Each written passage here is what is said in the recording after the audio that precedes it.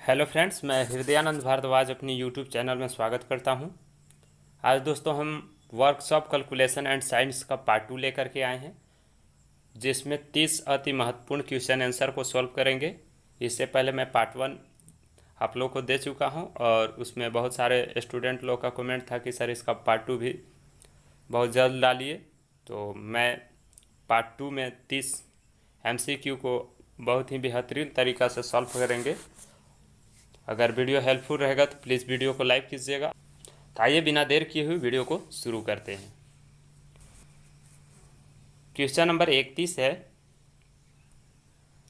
यदि कास्टिंग में तांबे का वजन 42.3 kg और टीन का वजन 2.7 kg है तो तांबे की प्रतिशत क्या होगी। तो आइए इसको हम इस तरह से देख लेते हैं। पहले तांबे का यानी कॉपर का जो वजन दिया हुआ है वो कितना दिया हुआ है, 42.3 kg, ठीक है। और जो टीन का वजन दिया हुआ है वो 2.7 kg। तो दोनों का योग कर देंगे तो 7 3 10 1 कैरी हुआ, 42 2 44 और 1 45, यानी कि टोटल 45 kg हुआ। और इसमें तांबे की प्रतिशत पूछ रहा है, इस तरह से लिख सकते हैं। और तांबे का वजन है 42.3 kg बाय 45, ये टोटल वजन है 45 और इंटू 100 को इसलिए गुना कर रहे हैं क्योंकि यहाँ तांबे की प्रतिशत पूछ रही है। तो प्रतिशत का मतलब 100 से हम मल्टीप्लाई करते हैं जब प्रतिशत की बात होती है। तो जब इसको 100 से गुना करेंगे 42.3 को तो यह आ जाएगा 4230, और 4230 को जब हम 45 से भाग देंगे तो 94 बार में कट जाएगा। तो 94 इसका राइट आंसर होगा, जो कि ऑप्शन नंबर बी में है। तो इसका राइट ऑप्शन बी के साथ चला जाएगा। और बहुत ही महत्वपूर्ण क्वेश्चन है और इजी भी है। नेक्स्ट क्वेश्चन नंबर 32, एक मोटरसाइकिल का टायर 300 में बेचा जाता है तो 25% का लाभ होता है, तो उसका खरीद मूल्य क्या होगी ये बताना है। तो यहाँ पर आसानी से हम बना सकते हैं इस तरह से, 125% यानी कि कितना के बराबर है, 300 रुपये के बराबर है, ठीक है। और 100% का हमें वैल्यू पता करना है कि आखिर वह कितना का है, तो इसको x मान लेते हैं। और यहाँ से आप इसे तिर्यक मल्टीप्लाई कर लेंगे तो 100 गुने 300 हो जाएगा, 100 गुने 300 बटा 125%। तो यहाँ पर 25 बचे 25 से 25 चौके 100, 4 दिए 1200 बटा 5, 1200 बटा 5 को जब हम भाग देंगे तब 5 दूना के 10 आ जाएगा और 2 उतरेगा, 5 चौके 20 0, यानी कि 240 रुपया इसका मूल्य आ रहा है। तो 240 रुपया कौन सा ऑप्शन में है, सी ऑप्शन में है। तो इसका राइट ऑप्शन सी के साथ चला जाएगा। नेक्स्ट क्वेश्चन नंबर 33 है, 18.5 को दशमलव को भिन्न में बदलिए, यानी कि जो 18.5 दिया हुआ है प्रतिशत में, तो इसको जब भिन्न में बदलेंगे तो इसे 10 से मल्टीप्लाई कर देंगे तो पॉइंट हट जाएगा। तो नीचे भी 10 से मल्टीप्लाई करना पड़ेगा। किसी भी संख्या में हम समान जोड़ सकते हैं, समान घटा सकते हैं, समान गुना कर सकते हैं, समान भाग दे सकते हैं। तो इसका पॉइंट हटाने के लिए हम इसे 10 से गुना कर दिए तो ये 185 बट हो जाएगा। और 100 गुने 10 किए थे तो यहाँ पर 1000 हो जाएगा। यहाँ पर नीचे 3 जीरो है, यानी कि जब इससे भाग देंगे तो 3 डिजिट बाद दशमलव हो जाएगी। तो 5 8 और 1 यहाँ 0.0 हो जाएगी। तो 0.185 कौन सा ऑप्शन में है इसको देखेंगे, फर्स्ट ऑप्शन में है, यानी कि ए ऑप्शन में। तो 33 का जो राइट आंसर होगा ए के साथ चला जाएगा। सभी क्वेश्चन को हम एक बेहतरीन तरीक़ा से और एकदम आसानी से सॉल्व करेंगे ताकि आपको समझने में कोई प्रॉब्लम ना हो। और वीडियो हेल्पफुल रहेगा तो प्लीज़ वीडियो को ज़रूर लाइक कीजिएगा, ठीक है। नेक्स्ट क्वेश्चन नंबर 34 है, इनमें से कौन सा अधातु है। तो अधातु जो होती है ग्रेफाइट होती है, और अधातु होते हुए भी विद्युत की सुचालक होती है। इसका उपयोग पेंसिल में किया जाता है। अत्यधिक रूप से पेंसिल में इसका उपयोग किया जाता है ग्रेफाइट का, तो इसको भी ध्यान देने है। और ये इसका राइट ऑप्शन जो होगा बी हो जाएगा 34 का। नेक्स्ट क्वेश्चन नंबर 35, इनमें से किस धातु का प्रमुख सामग्री के रूप में लोहा होती है? यानी कि फेरस जो मेटल होती है उनमें लौह की मात्रा होती है, ये आप सभी लोग जानते हैं। तो इसका राइट आंसर डी के साथ चला जाएगा। 35 का जो राइट आंसर होगा वो डी हो जाएगा। फेरस मेटल में लौह की जो मात्रा होती है वो प्रमुख होती है, तो इसको ध्यान में रखिएगा। नेक्स्ट क्वेश्चन नंबर 36 है, उस धातु का नाम क्या है जिसमें लोहा नहीं होती है? तो यह आप लोग सभी जानते होंगे कि नॉन फेरस मेटल जो होती है, अलौह धातु। इसका राइट आंसर जो होगा बी के साथ चला जाएगा। क्वेश्चन नंबर 36 का जो राइट आंसर होगा नॉन फेरस मेटल, जो कि राइट ऑप्शन बी के साथ इसका चला जाएगा। बी ऑप्शन को हम टिक करेंगे। अलौह धातु में लोहा की मात्रा नहीं होती है, ये आप लोग सभी लोग जानते हैं, ठीक है। नेक्स्ट क्वेश्चन नंबर 37 है, निम्नलिखित में से कौन सा गुणधर्म धातु का यांत्रिक गुण है?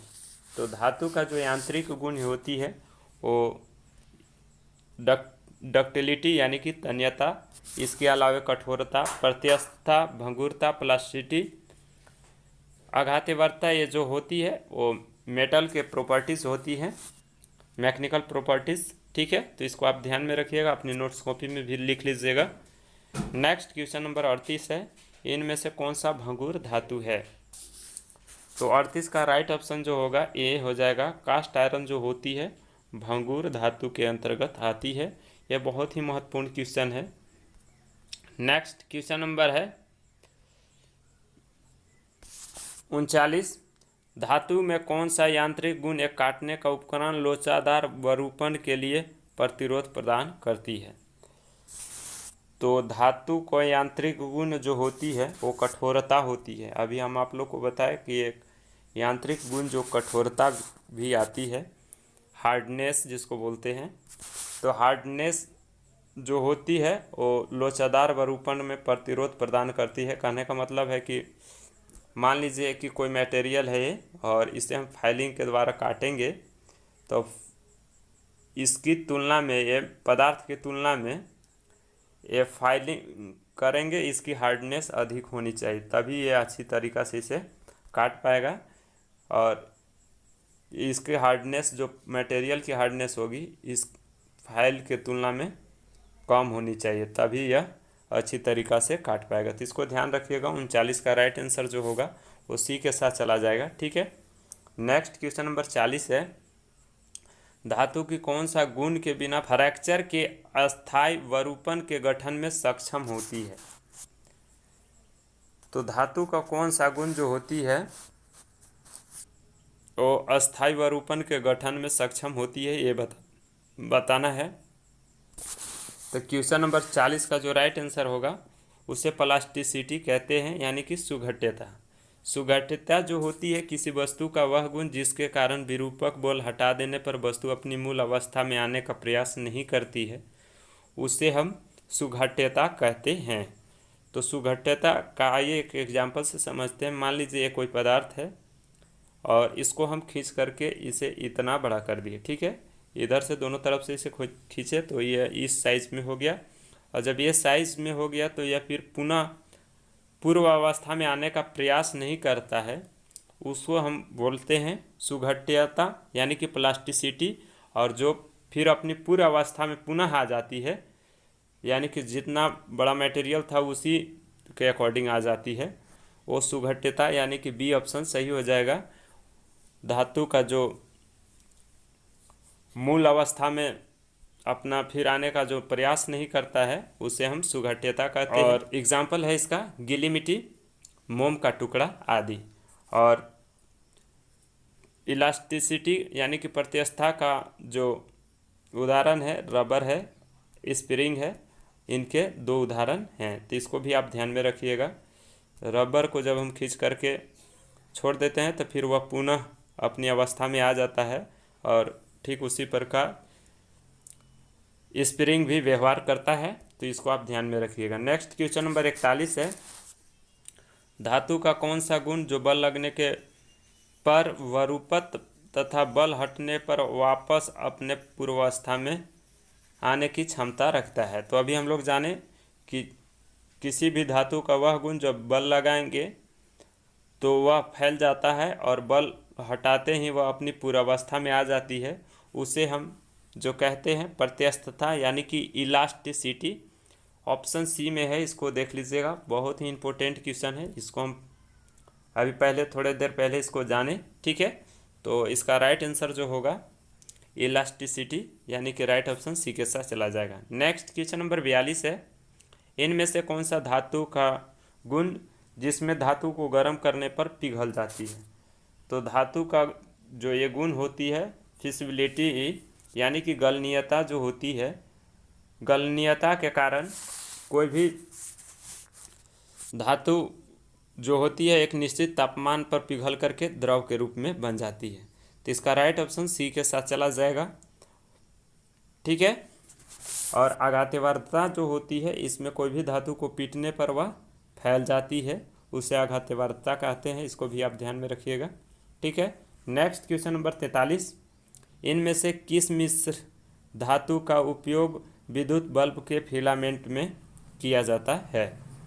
तो इसका राइट आंसर होगा जो विद्युत का बल्ब होती है उसमें फिलामेंट जो बना होती है टंगस्टन का बनी होती है, इसलिए इसका राइट आंसर सी के साथ चला जाएगा। और टंगस्टन को W से निरूपित करते हैं। ठीक है, और इसका परमाणु संख्या जो होती है वो 74 होती है, इसको भी आप ध्यान में रखिएगा। और इसका जो गलनांक पॉइंट होती है वो 3422 डिग्री होती है, यानी कि जो 3422 डिग्री होती है इतना ताप पर यह गलती है, इसलिए इसका उपयोग बल्ब के फिलामेंट में किया जाता है। काफ़ी इसका उच्च गलनांक होती है, इसलिए इसका प्रयोग किया जाता है। नेक्स्ट क्वेश्चन नंबर अब आइए 44 देखते हैं, पीतल में कौन सी मिश्र धातुएं होती हैं। तो पीतल जो होती है किन किन धातु से मिलकर बनी होती है। तो पीतल जो होती है तांबा और जस्ता से मिलकर बनी होती है, जो कि राइट ऑप्शन सी के साथ चला जाएगा। और इसको याद करने का ट्रिक है, पीतल जो होती है इसको पिताजी से भी याद कर सकते हैं। पी से पीतल, ता से तांबा और जी से जिंक होता है, इसको ध्यान में रखिएगा। तो पी से पीतल जो मिश्र धातु है उसमें तांबा होती है और जिंक होती है। बहुत ही इंपॉर्टेंट क्वेश्चन है। नेक्स्ट क्वेश्चन नंबर 45, इनमें से कौन सा ढलवा लोहा को वेल्डिंग नहीं किया जा सकता है। तो क्वेश्चन नंबर 45 का जो राइट आंसर होगा वो बी के साथ चला जाएगा। वाइट कास्ट आयरन यानी कि सफ़ेद ढलवा लोहा होती है उसमें वेल्डिंग नहीं किया जा सकता है, इसलिए इसका राइट ऑप्शन जो हो जाएगा बी के साथ चला जाएगा। नेक्स्ट क्वेश्चन नंबर 46 है, इनमें से कौन सा धातु को फोर्जेड जाली नहीं किया जा सकता है। तो इसका ऑप्शन देखते हैं, क्वेश्चन नंबर 46 का जो ऑप्शन है, तो 46 का जो राइट आंसर होगा डी के साथ चला जाएगा। ढलवा लोहा का जो है वो फोर्जेड यानी कि जाली नहीं किया जा सकता है। नेक्स्ट क्वेश्चन नंबर 47 है, मशीनरी भाग को ढलाई बनाने के लिए किस धातु का व्यापक रूप से उपयोग किया जाता है। तो 47 का राइट आंसर जो होगा धूसर ढलवा लोहा यानी कि राइट ऑप्शन ए के साथ चला जाएगा। धूसर ढलवा लोहा जो होती है मशीनरी भाग को ढलाई बनाने के लिए व्यापक रूप से प्रयोग किया जाता है। नेक्स्ट क्वेश्चन नंबर 48 है, लौह अयस्क से पिंग आयरन बनाने के लिए किस भट्टी का प्रयोग किया जाता है। यानी कि लौह अयस्क से पिग आयरन बनाने के लिए किस भट्टी का प्रयोग किया जाता है। तो इसका राइट आंसर जो होगा ब्लास्ट फर्नेस यानी कि ऑप्शन सी में है, उसका राइट आंसर हो जाएगा। ब्लास्ट फर्नेस जो होती है इसको हिंदी में वात्या भट्टी के नाम से जानते हैं। वात्या भट्टी इंग्लिश वर्ड है इसलिए कंफ्यूज नहीं होना है। ब्लास्ट फर्नेस इसको ध्यान में रखिएगा। नेक्स्ट क्वेश्चन नंबर 49, ढलवा लोहा बनाने के लिए किस भट्टी का प्रयोग किया जाता है। तो इसका राइट आंसर होगा ढलवा लोहा बनाने के लिए जो भट्टी का प्रयोग किया जाता है उसे कपोला भट्टी कहा जाता है। कपोला को ध्यान में रखिएगा। कपोला जो भट्टी होती है बेलनाकार उपकरण होती है जिसका उपयोग लौह तथा कांस्य जैसी धातुओं को गर्म करके पिघलाने में उपयोग किया जाता है, इसलिए इसका राइट आंसर जो होगा ए के साथ चला जाएगा। नेक्स्ट क्वेश्चन नंबर 50 है, निम्न में से कार्बन स्टील का दूसरा नाम क्या है। तो बहुत ही शानदार क्वेश्चन है। तो कार्बन स्टील का दूसरा जो नाम होती है माइल्ड स्टील या लो कार्बन स्टील के नाम से जाना जाता है। तो माइल्ड स्टील ऑप्शन डी में है, इसलिए इसका राइट आंसर डी के साथ चला जाएगा। नेक्स्ट क्वेश्चन नंबर 51, मध्यम कार्बन स्टील की कार्बन प्रतिशत कितनी होती है। तो मीडियम जो कार्बन स्टील होती है उसकी कार्बन प्रतिशत 0.25 से 0.7% तक होती है। और इसके अलावा ये मीडियम कार्बन स्टील का होती है और हाईएस्ट कार्बन स्टील का 0.7 से 1.5 तक होती है, इसको भी ध्यान में रखिएगा, हाईएस्ट कार्बन स्टील का। और लो कार्बन स्टील का 0.25 होती है। तो ये तीनों हम जान गए कि लो कार्बन स्टील और मीडियम कार्बन स्टील और हाई कार्बन स्टील। तो 0.25 से लेकर के 0.7 कौन सा ऑप्शन में है।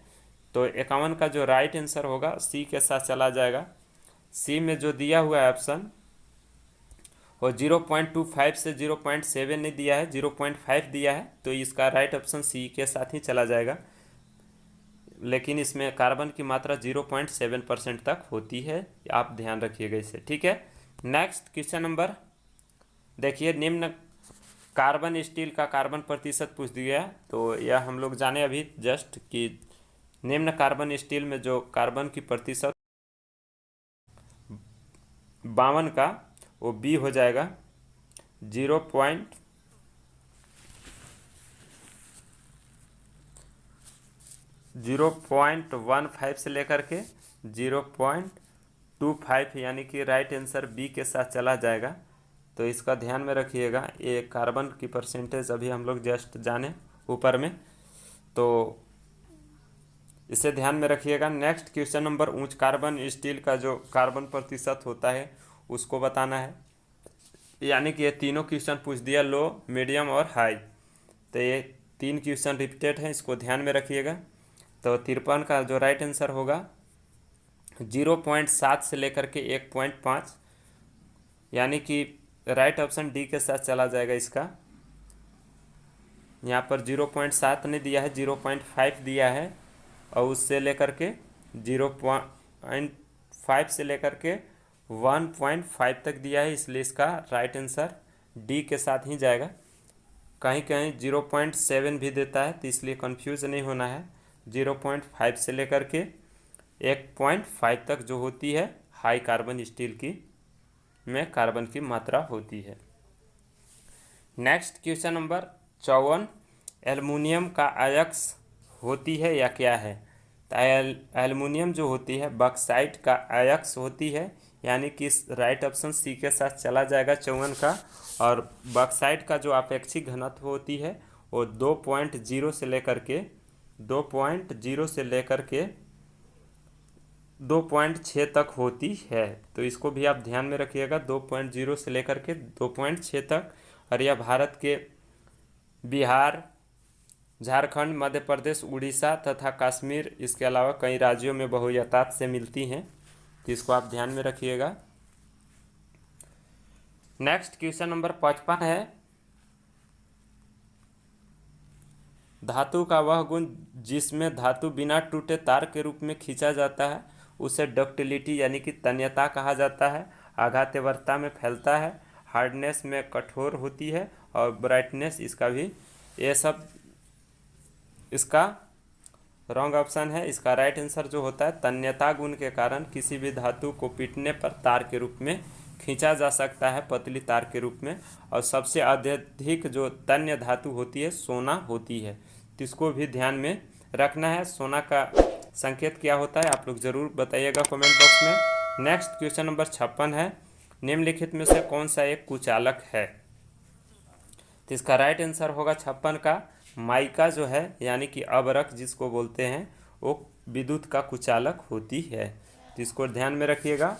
और माइका जो होती है जटिल सिलिकेट यौगिक होती है, जिसमें सोडियम, पोटेशियम तथा लिथियम जैसे क्षारीय पदार्थ से मिलकर बने होते हैं। तो इसका राइट आंसर डी चला जाएगा। नेक्स्ट क्वेश्चन नंबर 57, विद्युत केबल को नियंत्रण तारों के लिए इंसुलेटर के रूप में किस रबर का उपयोग किया जाता है? तो इसका राइट आंसर होगा 57 का, विद्युत केबल में और नियंत्रक तारों में इंसुलेटर का जो प्रयोग किया जाता है वो सिलिकॉन का प्रयोग किया जाता है। सिलिकॉन का जो सीरियल नंबर होती है वो 14 होती है परमाणु क्रमांक, और इलेक्ट्रॉनिक विन्यास 284 होती है। 4 इसकी बाहरी कक्षा में इलेक्ट्रॉन की संख्या होती है। तो इसको भी आप ध्यान में रखिएगा। नेक्स्ट क्वेश्चन नंबर 58, अस्थायी चुंबक बनाने किस मिश्र धातु इस्पात का उपयोग किया जाता है? अस्थायी चुंबक यानी कि परमानेंट मैग्नेट बनाने के लिए किस मिश्र धातु इस्पात का उपयोग किया जाता है? तो मैं इससे प्रीवियस वीडियो 2 मैग्नेट के ऊपर बना दिया हूँ। एक ठो MCQ है और एक ठो अति लघुत्तरीय प्रश्न उत्तर से संबंधित है। तो आप उसे दोनों वीडियो को ज़रूर पहले देख लें। आप उसमें बहुत सारे आपकी डाउट को क्लियर कर दी गई है, तो आप उसको देख लीजिएगा तो बहुत सारे क्वेश्चन को आप आसानी से सॉल्व कर सकते हैं। उसका लिंक हम डिस्क्रिप्शन बॉक्स में दे देंगे, आप ज़रूर वहाँ पर इस वीडियो देखने के बाद देख लीजिएगा, ठीक है। तो इसका राइट आंसर होगा जो परमानेंट मैग्नेट जो बनाने के लिए उपयोग किया जाता है मिश्र धातु को, वो कोबाल्ट इस्पात यानी कि राइट ऑप्शन डी चल जाएगा। 58 का राइट ऑप्शन डी के साथ चला जाएगा। नेक्स्ट क्वेश्चन नंबर 59 है, इनमें से किस कुचालक का उपयोग ओवर हेडलाइन में किया जाता है? तो इसका राइट आंसर जो हो जाएगा, ओवर हेडलाइन में जिस कुचालक का प्रयोग किया जाता है उसे हम पोर्सेलिन कहते हैं। पोर्सेलिन जो राइट ऑप्शन डी में है, इसका राइट आंसर हो जाएगा। और इस वीडियो का आखिरी क्वेश्चन, क्वेश्चन नंबर 60, स्विच बनाने के लिए किस कुचालक सामग्री का उपयोग किया जाता है? तो स्विच बनाने के लिए बेकेलाइट का प्रयोग किया जाता है, और बेकेलाइट जो होती है वो विद्युत का कुचालक होती है। तो मेरा क्वेश्चन नंबर 31 से क्वेश्चन नंबर 60 तक इस वीडियो में हम सॉल्व किए। मेरा वीडियो कैसा लगा आप लोग ज़रूर कमेंट बॉक्स में कमेंट कीजिए, और मेरे चैनल पर पहली बार विजिट कर रहे हैं तो प्लीज़ चैनल को सब्सक्राइब कर लीजिए, क्योंकि ITI से हर रिलेटेड अपडेट दी जाती है। फिर नेक्स्ट वीडियो में, तब तक के लिए बाय बाय, अपना ख्याल रखें।